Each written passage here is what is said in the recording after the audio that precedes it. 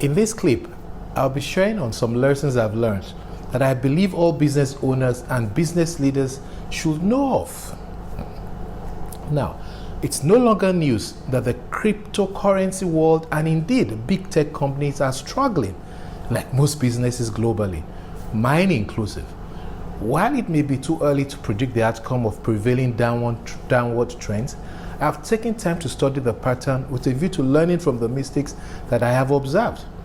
I belong to the school of thought that learning is more impactful by observation of what others have done or indeed not done right. This is even more pronounced in the business world. Here are some of the lessons which I am internalizing and sharing here for the discerning business leaders to also grasp. But first, a caveat. Global best practice ascribes true business success to a business that has been around for 40 years. Yes, 40 years.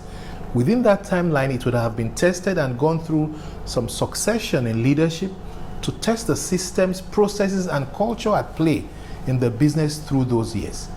You will note that very few of the celebrated successes in recent years have crossed that threshold.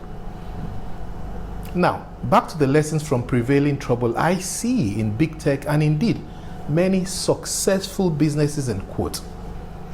The key lesson are to avoid complacency at all costs, remain focused and humble yourself to receive differing views and opinions from others.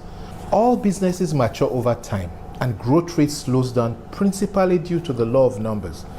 But the real symptoms of declining growth are excessive executive or board costs and ego-boosting vanity projects as businesses mature. At this stage, successful companies often lose focus or fail to control costs. It is very easy for successful companies to fall into this trap because successful executives are difficult to be restrained when the result of their actions have delivered significant results for the business over time. They use these successes, often unintended, to intimidate those with differing views and opinions into a culture of silence. So, what is the safeguard against complacency and ego-boosting vanity projects in successful businesses?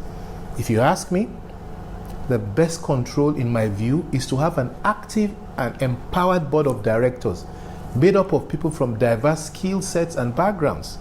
Such empowerment could be hampered, though, where the founder is an executive who holds controlling shares in the company.